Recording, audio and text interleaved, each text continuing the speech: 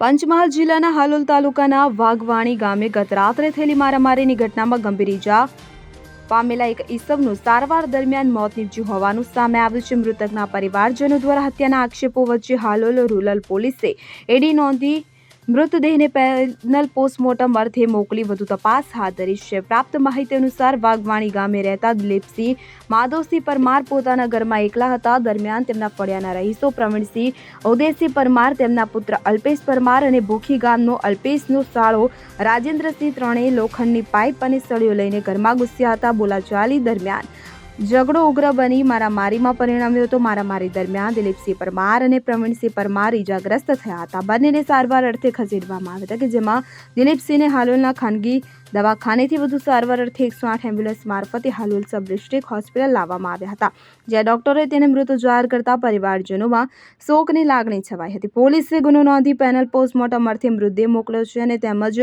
મૃતકના પરિવારજનોના નિવેદનને આધારે વધુ તપાસ શરૂ કરી છે. કિરણ ગોહિલ સાથે સીએન 24 ન્યૂઝ, પંચમહાલ. હવે જુઓ દેશ દુનિયાની તમામ ખબરો તમારી આંગળીના ટેરવે. ઉઠાવો મોબાઈલ અને ગૂગલ પ્લે સ્ટોર પરથી ડાઉનલોડ કરો અમારી સીએન 24 ન્યૂઝ મોબાઈલ એપ.